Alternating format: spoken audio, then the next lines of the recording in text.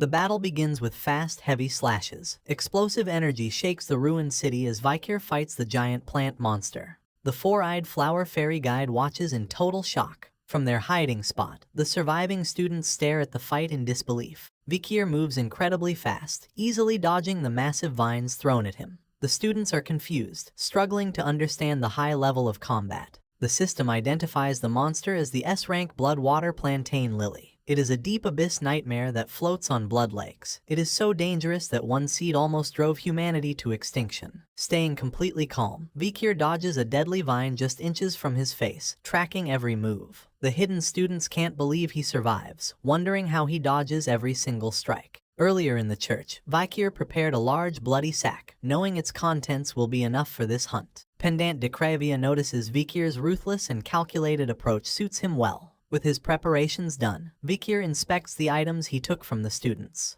Vikir sees that most of the students' boxes are deadly mimics, and the safe ones only give minor stat candies. The system identifies a small bone hoe and an oil paper pouch as D-rank artifacts. At first, he thought they were useless. However, as he checks the cheap loot, he looks surprised. He realizes that among the items is something incredibly rare he never expected to find. In his hand is a glowing silver orb. Vikir remembers from past heroes that this is a very rare hidden item. The system calls it a silver candy, which permanently increases the ultra-rare reflex stat by 1 point. Holding the candy, a confident smile appears on Vikir's face. He wonders if he is using all his luck too early, but he is now ready to fight the S-rank monster outside. Grenouille watches nervously from the rubble, whispering Vikir's name. In the clearing, Vikir flips backward, perfectly dodging a thick group of vines like an acrobat. The giant plant attacks endlessly, trying to crush him with sweeping tentacles. Vikir quickly backs away, sliding across the floor to dodge a deadly bite from its huge mouth. A fierce smile appears on Vikir's face. Feeling the change, he finally understands why past heroes wanted the rare reflex stat so badly. Even 1 point of reflex completely changes his fighting skills. As he pushes his senses to the limit to dodge the attacks, he feels a huge difference in his body's reactions.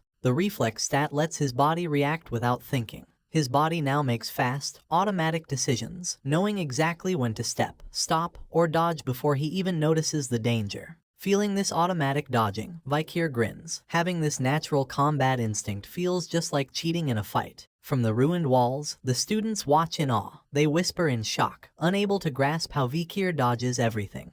It looks like he can predict the monster's attacks before it moves. Despite his speed, a student tells Arthur that dodging only makes the beast angrier. As the monster snaps its jaws, they wonder how Vikir plans to kill the tough S-rank threat. Seeing a chance, Vikir jumps high above the creature. Coming down, he unleashes powerful slashes with his red aura blade, aiming at the monster's thick body. But the attack just sparks on its tough skin, leaving it unharmed. Realizing his strikes lack piercing power, Vikir's face turns serious. The monster attacks back, forcing Vikir to retreat and slide across the broken stone to dodge. The system shows his level and new titles. Checking his stats, Vikir realizes that cutting the monster's tough skin is impossible right now. Pendant de Cravia speaks up, pointing out a key detail. The artifact notes this beast is very different from the monsters Vikir fought in his past life. The pendant explains that the plant is not a purebred from hell, but a weaker, mixed version. The pure species grows by drinking from blood lakes in the underworld. Because of that, purebreds are much larger and deadlier than this creature. Being trapped in this dry place leaves the beast starving and very thirsty. De Cravia warns Vikir not to drop his guard. Even a starving S-rank monster is still deadly. He realizes the demon's real plan. They didn't put an S-rank monster here to be hunted. It is an impossible hurdle meant to cause despair. De Cravia suggests a new plan. Since he cannot break the armor, he needs to hit its one fatal weakness. That weakness is the soft flesh inside its mouth, but it only shows this spot when opening its jaws to eat. De Cravia asks if Vikir is brave enough to use that small opening. A fearless smile crosses Vikir's face. He replies confidently that using this exact moment is why he gathered supplies in the church earlier. The fairy guide grows angry at Vikir's calm attitude. Confused by his smile, it demands to know why a human acts so arrogant against an S-rank monster. Losing its temper, the fairy orders the monster to eat Vikir completely. The giant beast instantly shoots its tentacles at him. As the tentacles fall toward him, Vikir just looks up with a calm smile, ready to execute his plan. The plant smashes its tentacles into the ground, destroying the stone floor and sending dust and rocks flying. Floating among the falling rocks, Vikir stays calm. He uses his impenetrable sacred ring. The system confirms its storage pocket mode is active. Reaching into the storage, Vikir pulls out the bloody sack he prepared earlier. With a strong swing, he throws it high into the air, right at the monster. The fairy guide stares in confusion. Below, the students watch in shock, unable to understand why Vikir throws a bloody bag at an S-rank beast.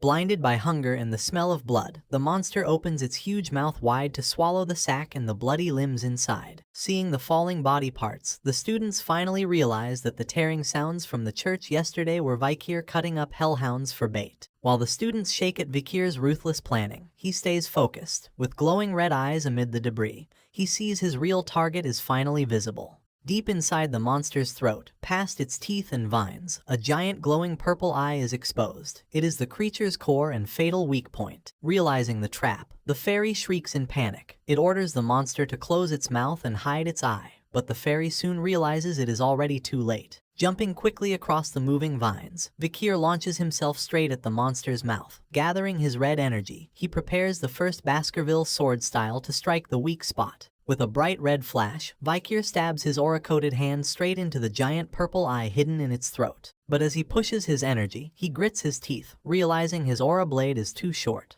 He quickly assesses the issue. The tower restricts his power, leaving his aura too weak. Because of this, his blade cannot reach the core deep inside the giant eye. Not wanting to lose the chance, Vikir adapts. Using his ring's storage again, he pulls out two swords, the demonic Balmung and the winter sword Owl. Even though dual wielding isn't his specialty, he has no choice. Vikir crosses the twin blades and coats them in his strong red aura. With deadly focus, he unleashes the fourth Baskerville sword style, the Tearing Tooth. A massive red explosion erupts inside the beast's mouth. The force of the dual sword strike completely shatters the monster's purple core into pieces. Dark blood blasts out of the monster's mouth, raining over the courtyard. Hiding behind the debris, the drenched students and the guide stare in total shock at the impossible sight. As the blood rain stops, Vikir stands victorious on the dead beast. The system announces that level 1 warrior Vikir is the first to hunt the S-rank monster. While the fairy guide cries in disbelief, the system gives out rare rewards for this impossible achievement.